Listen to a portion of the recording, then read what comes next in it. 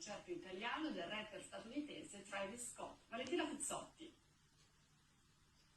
A Milano qualcuno ha temuto che fosse una piccola scossa di terremoto, nei quartieri a nord-ovest della città tremava tutto, e invece erano gli oltre 80.000 spettatori che stavano